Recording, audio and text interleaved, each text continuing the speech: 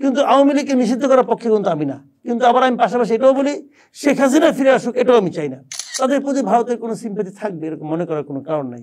আমার দেশ থেকে পালিয়ে যাওয়া একটা লোক, তাকে তোমাকে এত মেহমানদারি করে তাকে রাখার দরকারটা কি? না, এই 5 তারিখ থেকে যত তার ভাস্কর্য ভাঙা হলো, মুরাল ভাঙা হলো, বলাই হচ্ছে যে এটা এগুলো তো বঙ্গবন্ধুর প্রতি ইয়ে কারণে না, এটা শেখ হাসিনার প্রতি ক্রোধের কারণে। এবং আরো বড় সমস্যাটাই দেখেন, এখন যারা ইন্টেনশনালি বঙ্গবন্ধুকে হেয় প্রতিপন্ন করে দেখাতে চাচ্ছে, তাদের সম্ভব হচ্ছে না শেখ হাসিনার কারণে। লালমনিরহাটে যে ঘটনা ঘটলো, এখন প্রোটেস্ট করলেই মনে হচ্ছে যে এটা শেখ হাসিনার পক্ষে, শেখ হাসিনার পক্ষে গুলো মানে শেখ হাসিনা এতটাই ঘৃণিত অবস্থায় আছেন যে ওনার পক্ষে গেছে এই কথাটা কেউ বলতে চায় না। অনেকে দেখবেন ফেসবুকে খুব বিরাট বিরাট কথা বলে, না শেখ হাসিনা ছাড়া হবে না, শেখ হাসিনাই ভালো ছিল, অমুক ছিল, এগুলো বোগাস কথাবার্তা।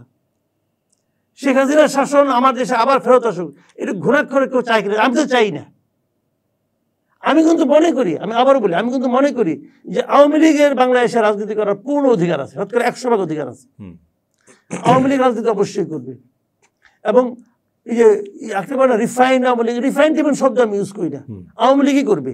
কিন্তু আওয়ামী লীগের যারা অপরাধ করেছে এর মধ্যে গত 15 বছর 16 বছর, খুন খারাপি, লুটতরাজ, বিদেশের টাকা পাচ্ছে তারা করেছে, এই যে প্রত্যেকের বিরুদ্ধে মামলা হওয়া উচিত। অনেকের বিরুদ্ধে মামলা হয়েছে, আবল তাবল মামলা হয়েছে, কিন্তু জেনুইন মামলাই হওয়া উচিত সবারই। এবং মামলা থাকলে তারা ইলেকশন করতেও পারবে না, মামলা থাকলে তারা ভেবে রাজনীতি, ওই মামলার কারণে রাজনীতি তারা করতেও পারবে না। তাহলে ওদেরকে বাদ দিলে যারা থাকবে তারা রাজনীতি করবে, যদি কেউ থাকে, হয়তো থাকবেও খুব কম, যাই থাকুক তারা করবে। কিন্তু আওয়ামী লীগকে নিষিদ্ধ করার পক্ষে কিন্তু আমি না। কিন্তু আবার আমি পাশাপাশি এটাও বলি, শেখ হাসিনা ফিরে আসুক, এটাও আমি চাই না।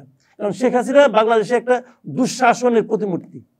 তাহলে ভারতের যে অবস্থান এখন, এই যে ইউনূস সরকারের প্রতি তার যে এক ধরনের বৈরী, সেটা পরিষ্কার। এটা কতদূর যাবে? এটা একটা চিন্তার কারণ কি? যে আপনার মনে থাকবে যে রিসেন্টলি ভারতের সেনাপ্রধান বলেছেন যে বাংলাদেশের সঙ্গে পাকিস্তানের সম্পর্ক উন্নয়নে তারা একটু চিন্তিত। তারা মনে করে বাংলাদেশ সন্ত্রাসবাদের মধ্যে ঢুকে যাচ্ছে। তো বাংলাদেশকে নিয়ে ভারতের চিন্তা কি আসলে অন্তর্বর্তী সরকার না পাকিস্তান?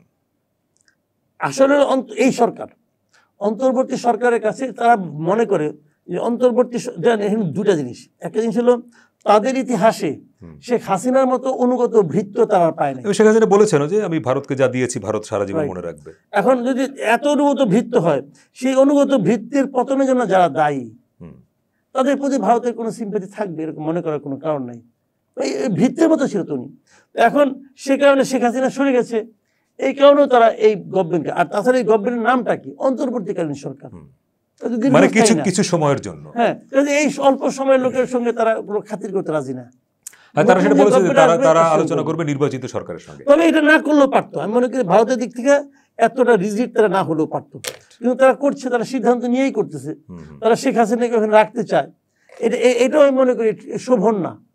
আমার দেশ থেকে পালিয়ে যাওয়া একটা লোক, তাকে তোমাকে এত মেহমানদারি করে তাকে রাখার দরকারটা কি? তার যদি বিচার হয়, সেই বিচার তুমি বাগড়া দিবে কেন? বাগড়া দেওয়া ঠিক না। কিন্তু এটা ইন্ডিয়া করতেছে, এটা তাদের রাজনীতি, তারা করতেছে। কি কারণে করতেছে আমি বলতে পারবো না।